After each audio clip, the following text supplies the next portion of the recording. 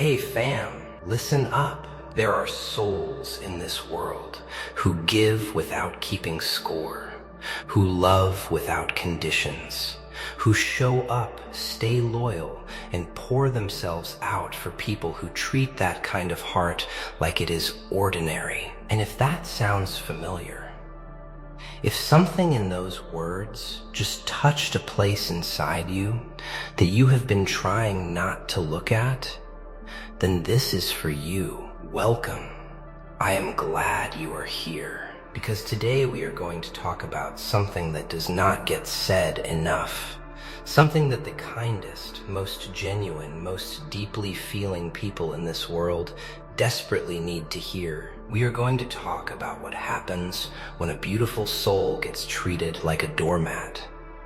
When your goodness becomes someone else's convenience. When your patience gets mistaken for permission. When the very qualities that make you rare get used against you by people who were never worthy of them in the first place. This is not a lecture. This is not a list of advice. This is a mirror held up to everything you have been carrying in silence. And by the time this is over, something inside you is going to shift. Something that has been waiting for someone to finally say out loud what you have known in your heart for a long time. You are a beautiful soul, and you owe these people absolutely nothing. Let us begin. You are a beautiful soul, and somewhere deep inside, you already know that. You have always known it. Even when they made you feel small, even when they took your kindness and used it like a tool, like a convenience, like something they could pick up and put down whenever it suited them, you still showed up. You still gave. You still tried. And that right there is what makes this so painful to say out loud. Because people like you, people with hearts this open, this genuine, this rare, you were never meant to be someone's backup plan. You were never meant to be the one who waits, the one who forgives again and again while they walk away without a single apology. You were never meant to fold yourself into whatever shape they needed just so they would stay. But you did it anyway, didn't you? You made yourself smaller. You swallowed things that deserved to be said. You excused behavior that should have ended the relationship the first time. You told yourself it was love, it was loyalty, it was the right thing to do, and maybe in the beginning it was.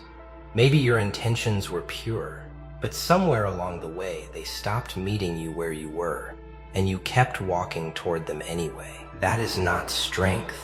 That is self-erasure dressed up as devotion, and it has cost you something. Something quiet but enormous, something you may not even have a name for yet, but you feel it in the mornings when you wake up tired before the day has even started. You feel it when someone asks how you are and you say fine, and the word tastes like a lie.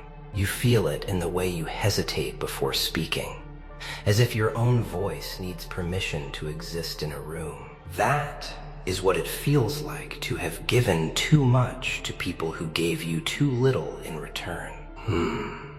Let that sit for a moment, because this is not about blame. This is not about becoming bitter or cold or closed off from the world. No, this is about something much more important than that. This is about recognition. The moment you finally look at your own life with clear eyes and say, I deserve better than what I have been accepting. You owe these people nothing. Not another explanation, not another chance, not another version of yourself shaped around their comfort. You owe them nothing. And saying that out loud does not make you cruel. It does not make you selfish. It makes you awake. Finally awake. See, the world has a strange way of rewarding softness with suffering. The people who care the most tend to carry the most. The ones who show up consistently are the ones who get taken for granted. The ones who never make demands become the ones who are never considered.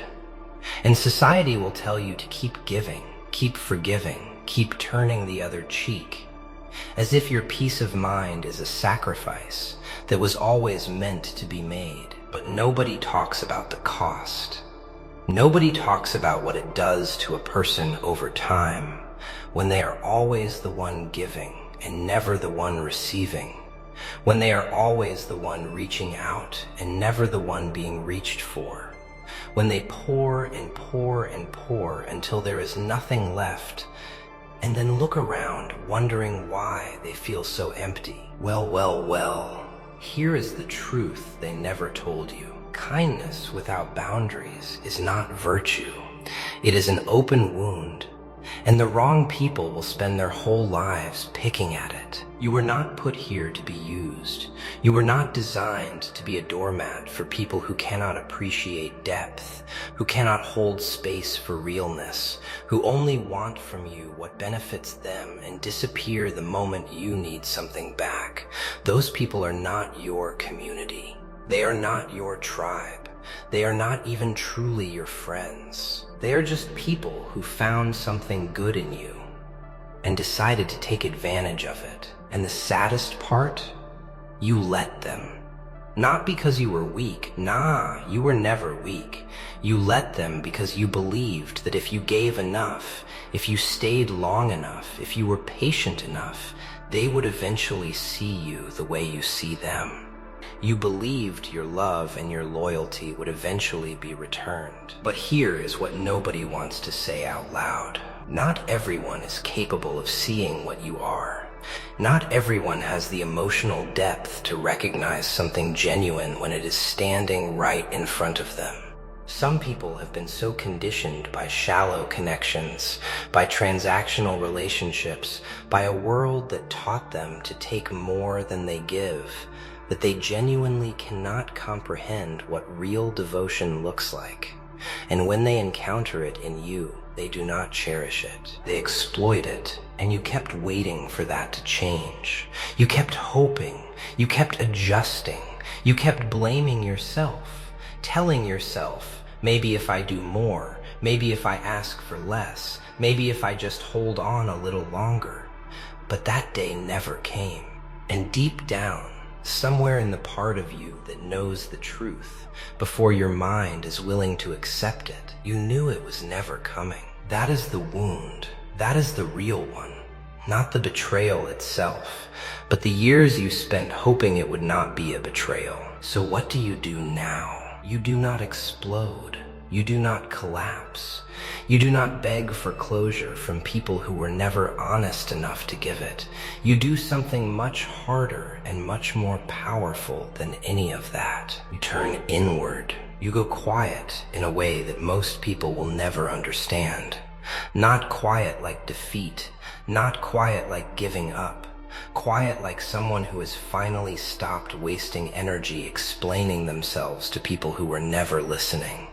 Quiet like someone who has found something in themselves that does not need external validation to survive. Because here is the thing about people who have been through what you have been through. The real ones, the ones who had their hearts broken by their own generosity. The ones who gave everything and received nothing and still found a way to keep going. Those people develop something that cannot be bought, cannot be taught, and cannot be faked. They develop an unshakable sense of self. When you have survived being unseen, being undervalued, being used and discarded by people you loved, and you choose not to become that. When you choose not to become cold, not to become cruel, not to lower yourself to the level of those who hurt you, something happens inside you, something irreversible. You become someone who cannot be broken by opinion. You become someone who does not need a crowd to believe in their own worth. You become someone who has already sat in the darkest version of their story and walked out the other side without losing the core of who they are. And that person, that person is dangerous in the best possible way, because they cannot be manipulated by approval anymore. They cannot be controlled by the fear of being disliked. They cannot be shrunk down by the small minds of people who were never capable of holding something this large. You are not who they said you were. Let that repeat inside you for a moment. You are not who they said you were, not the version of you they diminished, not the version they condescended to, not the version they overlooked in rooms where you should have been celebrated. That was never the real you. That was just you, playing small in spaces that were too small for you. And now comes the part they were not expecting. The rise. Not the loud, performative kind. Not the kind where you announce your comeback on every platform and wait for people to applaud. No, the quiet kind. The kind where you wake up one morning and decide that you are done building your life around people who do not deserve a seat at your table. The kind where you redirect every ounce of energy you use to give to others and pour it back into yourself. You start working in silence. You start setting standards that scare away the wrong people. You start saying no without explanation and yes without guilt. You start making choices based on what is aligned with your growth, rather than what will keep the peace in relationships that should have ended long ago. And something starts to shift. The people who were only around for what they could take, they start to feel it. They start to sense the change. And some of them, they will not like it. Some of them will say, "You have changed," as if that is an accusation. Some of them will call you cold or distant or difficult, because what they really mean is that you have stopped being convenient. Good. Let them say it, because the you that is emerging right now is not built for convenience. You are built for purpose. You are built for depth. You are built for the kind of life that requires you to be fully, completely, unapologetically yourself. And that means some people are going to have to go. Not with drama, not with long explanations, not with the hope that they will finally understand.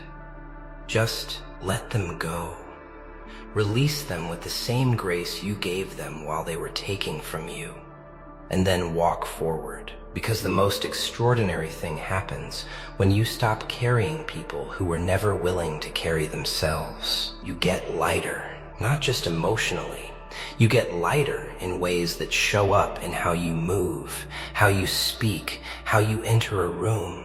There is a kind of energy that comes from a person who has stopped performing for an audience that was never worthy of the show. It is magnetic. It is quiet. It is the kind of presence that does not demand attention but commands it anyway. That is where you are headed. And I need you to understand something about the road between here and there, because it is not always going to feel triumphant. There will be nights where you question everything. Nights where the silence feels like loneliness and the progress feels invisible, and you wonder if any of this is actually worth it. Nights where the old version of you would have reached back out, would have opened that door again, would have accepted less than you deserved just to feel something familiar. Do not do it. That comfort is a trap. It is dressed in nostalgia, but it will take you right back to where you started. Because the people who hurt you have not changed just because time has passed. And you going back does not mean you are forgiving them. It means you are choosing to forget what they cost you. You are worth more than that. The discipline you build in those dark nights, the quiet decision to stay committed to your own healing, even when it is uncomfortable, even when it is slow, even when nobody is watching and nobody is applauding, that is the most important work of your life. More important than any achievement, more important than any external success.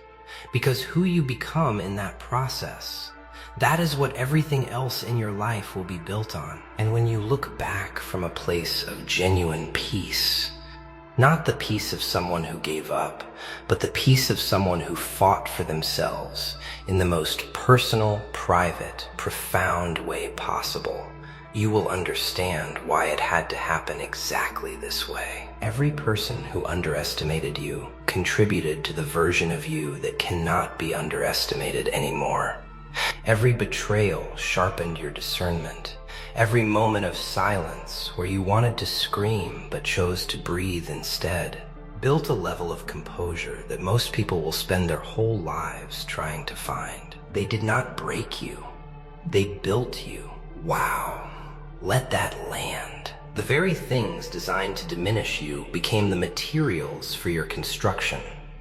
The weight they placed on your shoulders became the resistance that made you stronger. The loneliness of being unseen became the fuel for a level of self-knowledge that most people never develop because they never had to look that deeply into themselves. You are not a victim of what happened to you. You are the living proof that it did not work, and now you carry yourself differently. Now you speak with a clarity that comes from someone who has been to the edge of themselves and found something there that did not flinch. Now you make decisions from a core that is steady in a way it never was before, because it has been tested in ways that most people never experience. That is not something to be ashamed of. That is something to be in complete awe of, because the world is full of people walking around with unexamined wounds, repeating the same patterns, attracting the same dynamics, wondering why nothing changes. But you sat down with your pain. You looked at it directly. You asked the hard questions. You did not numb it. You did not outsource it. You did not dress it up and call it strength before you actually earned that strength. You went through it fully, honestly, painfully, and you came out the other side as something entirely new. So let me say this to you one final time, and I need you to receive it not as motivation, not as comfort, not as something someone said on a screen to make you feel better for a few minutes. Receive it as fact. You are a beautiful soul. Not because life has been easy for you, not because you have been perfect, not because you have never made mistakes or never chosen wrong or never had moments where you could not see a way forward. You are beautiful because in spite of all of it, in spite of the people who could not see you, in spite of the years you spent making yourself small, in spite of the nights that nearly broke you, you are still here. Still intact where it matters most, still capable of depth that most people gave up on long ago, still carrying enough heart to rebuild your own life from the inside out, still standing in front of your own future with something in your eyes that looks like clarity and something in your posture that looks like peace. You owe these people nothing. Not your time, not your energy, not your joy, not one more second of the beautiful, limited, irreplaceable life you have been given. Nothing. And the most powerful thing you can do right now is live, not to prove something to them, not to make them regret, not even to succeed in the face of their doubt, but simply because you deserve a life that is fully, deeply, unapologetically yours. And that life is already waiting for you on the other side of every small daily decision to choose yourself. The case is closed.